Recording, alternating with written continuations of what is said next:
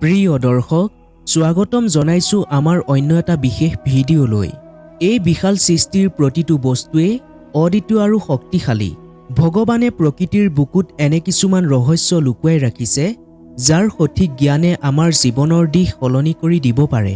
তেনে এক বিৰল আৰু শক্তিশালী বস্তু হ'ল মৌচাক। আমি ইয়াক কেৱল মৌমাখিৰ বাসস্থান বুলিয়েই ভাবোঁ, কিন্তু হিন্দু পুৰাণ আৰু তন্ত্ৰশাস্ত্ৰৰ গভীৰতাত সোমাই চালে গম পোৱা যায় যে একোটা মৌচাকত লুকাই থাকে অপাৰ দৈবিক শক্তি আৰু মনোবাঞ্ছা পূৰণৰ এক অলৌকিক চাবি। আজিৰ এই আলোচনাত আমি উন্মোচন কৰিম মৌচাকৰ সেই গোপন ৰহস্যসমূহ, যিয়ে আপোনাৰ জীৱনৰ পৰা দৰিদ্ৰতা, শত্ৰুৰ ভয় আৰু নেতিবাচক শক্তি চিৰদিনৰ বাবে দূৰ কৰিব পাৰে। আহক ভক্তিৰে এই যাত্ৰা আৰম্ভ কৰোঁ। আপোনাক জনাই থওঁ যে ঠিক সেইদৰে মৌচাকো অতি বিশেষ, যাক মৌমাখিয়ে বহুত পৰিশ্ৰম কৰি সাজি উলিয়ায়।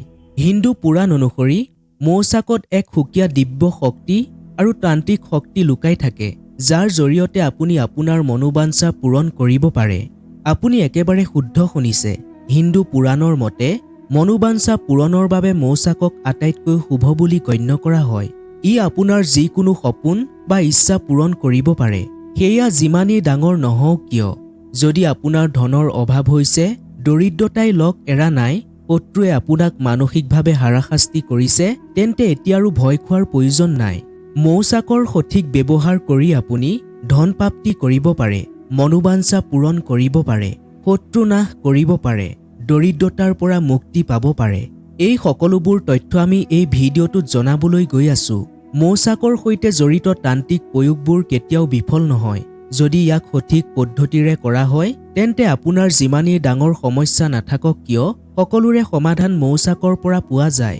আজি আপুনি মৌচাকৰ সেইবোৰ চমৎকাৰী গুণৰ বিষয়ে জানিব পাৰিব, যিবোৰ সমগ্ৰ ব্ৰহ্মাণ্ডত কোনেও আপোনাক নকয়। আপোনাৰ ওচৰত আমাৰ এটাই অনুৰোধ, কমেণ্ট বক্সত ভক্তিৰে হৰ হৰ মহাদেৱ বা ওম নমঃ শিৱায় বুলি লিখক, যাতে ভগৱান ভোলানাথৰ আশীৰ্বাদ লাভ কৰিব পাৰে। ভিডিঅ'টো এটা লাইক নিশ্চয় কৰিব আৰু লগতে চেনেলটো ছাবস্ক্ৰাইব কৰিবলৈ একেবাৰে নাপাহৰিব।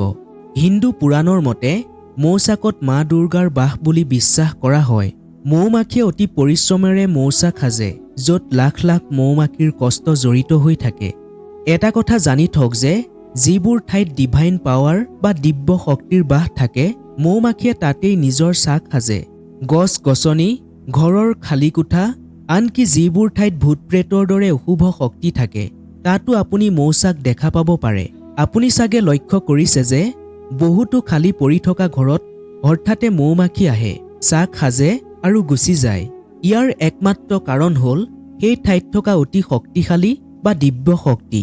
যিদৰে কয়লাৰ খনিৰ মাজত হীৰা পোৱা যায়, ঠিক তেনেদৰে দিব্য শক্তি থকা ঠাইত মৌচাক পোৱা যায়।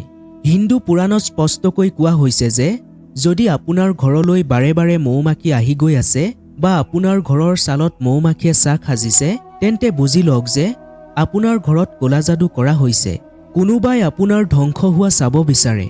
কাৰোবাৰ মৃত্যু হওক, ব্যৱসায় বন্ধ হওক বা ঘৰৰ ল'ৰা-ছোৱালী তথা বৃদ্ধসকল বেমাৰত পৰক, এইবোৰেই হ'ল ঘৰত সোমোৱাৰ নেতিবাচক শক্তিৰ সংকেত। এতিয়া আপুনি সাৱধান হোৱাৰ প্ৰয়োজন।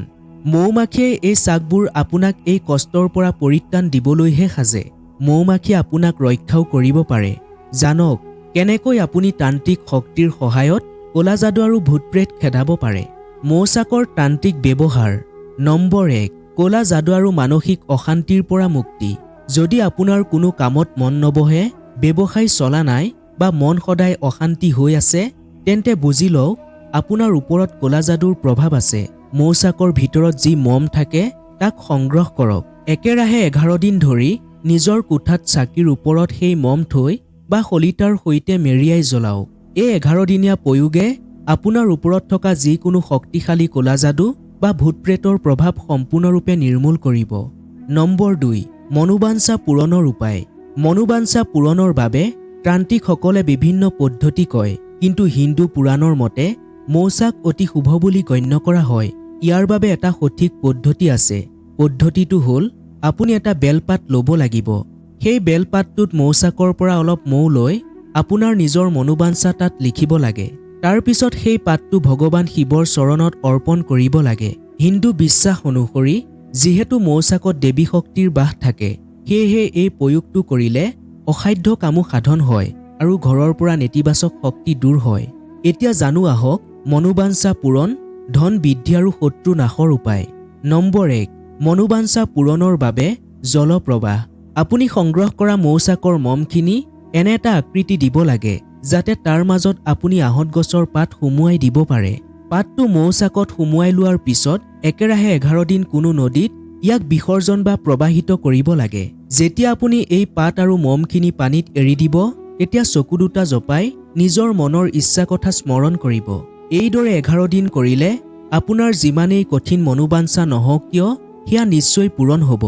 হিন্দু শাস্ত্ৰ আৰু বাস্তু বিজ্ঞানত মৌচাকৰ লগতে ধন বৃদ্ধিৰ বাবে আৰু কিছুমান ফলদায়ক উপায়ৰ কথা উল্লেখ কৰা আছে। আপুনি জানি লওক সেই উপায়কেইটা কি। ইয়াক কোৱা হয় ধন বৃদ্ধিৰ অতিৰিক্ত মহৌষধ। নম্বৰ 1, মৌ আৰু শালি ধানৰ প্ৰয়োগ। মৌচাকৰ পৰা পোৱা বিশুদ্ধ মৌ অলপ এটা পাত্ৰত লৈ তাত কেইটামান শালি ধান বা অক্ষত চাউল দি তিজুৰিত ৰাখিলে বা আপোনাৰ ধন থোৱা ঠাইত ৰাখিলে মা লক্ষ্মীৰ স্থিৰ বাস হয় বুলি বিশ্বাস কৰা হয়। ইয়াৰ ফলত অনাৱশ্যক খৰচ বন্ধ হয়। নম্বৰ 2, শুক্ৰবাৰে কনকধাৰা স্তোত্ৰ। যদি আপুনি মৌচাকৰ মম আপোনাৰ ধন থোৱা ঠাইত ৰাখিছে তেন্তে প্ৰতি শুক্ৰবাৰে সেই স্থানত ধূপ-দীপ জ্বলাই কনকধাৰা স্তোত্ৰ পাঠ কৰক। ই দৰিদ্ৰতা নাশক হিচাপে সৰ্বশ্ৰেষ্ঠ বুলি গণ্য কৰা হয়। নম্বৰ 3, মৌৰে শিৱলিংগৰ অভিষেক। কোৱা হয় যে যিসকলৰ ভাগ্যই লগ দিয়া নাই বা ধনৰ বাট বন্ধ হৈ আছে তেওঁলোকে সোমবাৰে মৌৰে শিৱলিংগৰ অভিষেক কৰিলে বন্ধ হৈ থকা ধনৰ বাট মুকলি হয়। নম্বৰ 4, গোলাপ ফুল আৰু মৌ। প্ৰতি শুক্ৰবাৰে এপাহ ৰঙা গোলাপ ফুলত এটুপি মৌ লগাই মা লক্ষ্মীৰ চৰণত অৰ্পণ কৰক। এই কামটোৱে চুম্বকৰ দৰে ধন আকৰ্ষণ কৰে বুলি তন্ত্ৰশাস্ত্ৰত উল্লেখ আছে।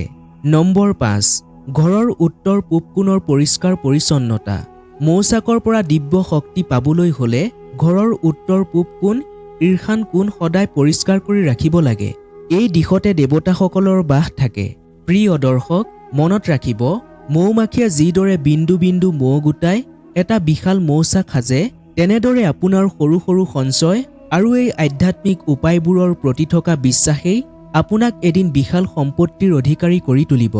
মৌচাকৰ পৰা অনা অলপ মম সেই কাপোৰখনত বান্ধি লওক। এই টোপোলাটো আপুনি আপোনাৰ পইচা থোৱা ঠাইত থৈ দিয়ক য'ত আপুনি সোণৰূপ বা টকা পইচা ৰাখে।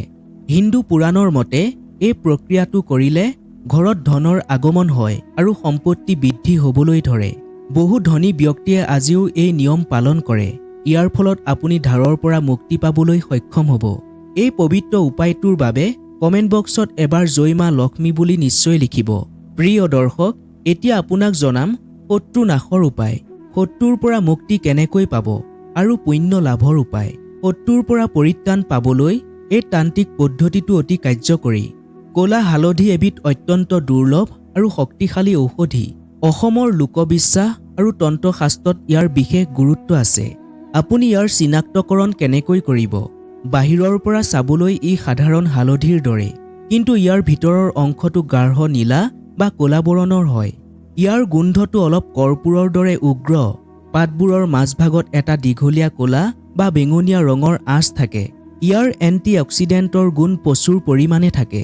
যিহেতু ই অতি শক্তিশালী আৰু তান্ত্ৰিক কামত ব্যৱহাৰ হয়, গতিকে ইয়াক সদায় শুদ্ধ মনেৰে আৰু সঠিক নিয়ম মানিহে ব্যৱহাৰ কৰিব লাগে। লগতে বজাৰত বহু সময়ত সাধাৰণ হালধিক ৰং দি ক'লা হালধি বুলি বিক্ৰী কৰা হয়, গতিকে কিনোতে সাৱধান হোৱা উচিত। মৌচাকৰ মম আৰু ক'লা হালধিৰ এই তান্ত্ৰিক বা আধ্যাত্মিক প্ৰয়োগবোৰ কৰোঁতে কিছুমান অতি গুৰুত্বপূৰ্ণ সাৱধানতা অৱলম্বন কৰা উচিত, যাতে ইয়াৰ কোনো বিপৰীত প্ৰভাৱ নপৰে। আপুনি সেই মিশ্ৰণটো কোনো পুখুৰী, নদী বা নলাত বিসৰ্জন দিব পাৰে। বিসৰ্জন দিওঁতে নিজৰ শত্ৰুৰ নাম ল'ব লাগে। যদি আপুনি একেৰাহে 11 দিন এই কামটো কৰে তেন্তে যি শত্ৰুৱে আপোনাক ধ্বংস কৰিব বিচাৰিছিল বা আপোনাৰ অনিষ্ট কৰিবলৈ পাছত লাগি আছিল তেওঁ আপোনাক দেখিলেই ভয় খাবলৈ ধৰিব। তেওঁ আপোনাৰ নাম শুনিলেই আঁতৰি যাবলৈ চেষ্টা কৰিব আৰু আপোনাৰ লগত বন্ধুত্ব কৰিবলৈ উপায় বিচাৰি ফুৰিব। আনকি তেওঁ যদি সপোনতো আপোনাৰ ক্ষতি কৰাৰ কথা ভাবে তেতিয়াও তেওঁৰ মনত ভয়ৰ সঞ্চাৰ হ'ব।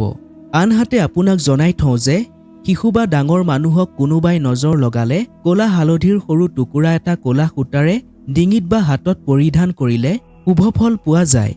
বহুতে পবিত্ৰ দিনত যেনে শুক্ল পক্ষৰ শনিবাৰ বা মঙ্গলবাৰে ক'লা হালধিৰ তিলক কপালত লয় বা তিজোৰিত ৰাখে যাতে ধনাত্মক শক্তি বৃদ্ধি হয়।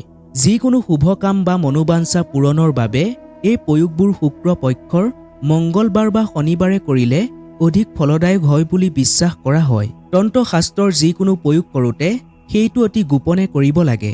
যদি আপুনি এই কামটো কৰি থকাৰ কথা আনক কৈ ফুৰে বা কোনোবাই আপোনাক বাধা দিয়ে তেন্তে ইয়াৰ প্ৰভাৱ কমি যায়। শত্ৰু নাশৰ অৰ্থ হ'ল শত্ৰুৰ কুদৃষ্টি বা বাধাৰ পৰা নিজক ৰক্ষা কৰা। কাৰোবাৰ প্ৰাণ নাশ কৰা বা অন্যায় কৰাৰ উদ্দেশ্যেৰে এইবোৰ ব্যৱহাৰ কৰিলে তাৰ কুফল নিজৰ ওপৰতো পৰিব পাৰে। সেয়েহে সদায় ইতিবাচক চিন্তাৰে কামটো কৰিব। তেন্তে এইবোৰ কাম নকৰাই ভাল। সম্পূৰ্ণ বিশ্বাস আৰু ভগৱানৰ ওপৰত ভৰসা থাকিলেহে আধ্যাত্মিক শক্তিয়ে কাম কৰে। আৰু এটা কথা সদায় মন কৰিব, পানীত যিকোনো বস্তু বিসৰ্জন দিওঁতে সাৱধান হ'ব যাতে পানী প্ৰদূষিত নহয়। কেৱল প্ৰাকৃতিক বস্তুহে বিসৰ্জন দিব লাগে, প্লাষ্টিক বা তেনেজাতীয় লেতেৰা বস্তু নহয়। মৌচাক সংগ্ৰহ কৰাৰ সময়ত কিছুমান সাৱধানতা অৱলম্বন কৰিব। কেতিয়াও মৌমাখি থকা অৱস্থাত বা মৌমাখিক কষ্ট দি চাক ভাঙিব নালাগে। হিন্দু শাস্ত্ৰৰ মতে জীৱন্ত প্ৰাণীক কষ্ট দি কৰা কোনো কামেই শুভ ফল নিদিয়ে। কেৱল মৌমাখিয়ে এৰি থৈ যোৱা বা পুৰণি হৈ শুকাই যোৱা মৌচাকৰ পৰাহে মম সংগ্ৰহ কৰিব লাগে। মৌচাকৰ অংশ স্পৰ্শ কৰাৰ আগতে গা ধুই পৰিষ্কাৰ কাপোৰ পিন্ধি ল'ব লাগে। ইয়াক এক দিব্য শক্তি হিচাপে গণ্য কৰা হয়, সেয়েহে অপবিত্ৰ হাতেৰে চুব নালাগে। প্ৰিয় দৰ্শক, এই যিবোৰ প্ৰয়োগৰ কথা আমি আপোনাক কৈ আছো সেইবোৰ হিন্দু পুৰাণত স্পষ্টকৈ লিখা আছে। আমি হিন্দু ধৰ্মশাস্ত্ৰৰ পৰা এই তথ্যবোৰ বিচাৰি উলিয়াই আনো যাতে আমাৰ প্ৰতিগৰাকী লোক উপকৃত হ'ব পাৰে। আমাৰ হিন্দু ধৰ্ম আৰু পুৰাণত প্ৰকৃতিৰ প্ৰতিটো বস্তুৰ মাজতে ভগৱানৰ একোটা বিশেষ শক্তি নিহিত হৈ থাকে বুলি বিশ্বাস কৰা হয়। মৌমাখিৰ দৰে ক্ষুদ্ৰ জীৱ এটিৰ কঠোৰ পৰিশ্ৰমৰ ফচল এই মৌচাক। ই কেৱল মৌৰে ভৰা এক আধাৰেই নহয়, বৰঞ্চ ই আমাৰ জীৱনৰ বহুত দুখ কষ্ট নিৰাময়ৰ এক অলৌকিক পথ। প্ৰকৃতিত থকা এই দিব্য শক্তিৰ সঠিক ব্যৱহাৰ আৰু ভগৱানৰ ওপৰত অটল বিশ্বাস ৰাখিলে জীৱনৰ আটাইতকৈ কঠিন সমস্যাবোৰৰ পৰাও পৰিত্ৰাণ পোৱাটো সম্ভৱ। সেয়েহে সম্পূৰ্ণ শুদ্ধ মন আৰু ভক্তিৰে এই উপাসনা কৰক যাতে আপোনাৰ ঘৰখন সুখ শান্তি আৰু সমৃদ্ধিৰে ভৰি পৰে। যদি আপুনি এই তথ্যবোৰৰ দ্বাৰা উপকৃত হৈছে তেন্তে আপোনাৰ আপোনজনৰ লগতো এই জ্ঞান ভগাই লওক। আপোনাৰ এটা ক্ষুদ্ৰ প্ৰচেষ্টাই আন এজনৰ জীৱনলৈ পোহৰ কঢ়িয়াই আনিব পাৰে। আপোনাৰ ওচৰত এটাই অনুৰোধ, এই ভিডিঅ'টো নিশ্চয় শ্বেয়াৰ কৰিব আৰু কমেণ্ট বক্সত ভক্তিৰে হৰ হৰ মহাদেৱ বুলি নিশ্চয় লিখিব আৰু ভিডিঅ'টো লাইক কৰিবলৈ নাপাহৰিব। আহক আমি সকলোৱে ভক্তিৰে একেলগে কওঁ, হৰ হৰ মহাদেৱ, জয় মা লক্ষ্মী। ধন্যবাদ।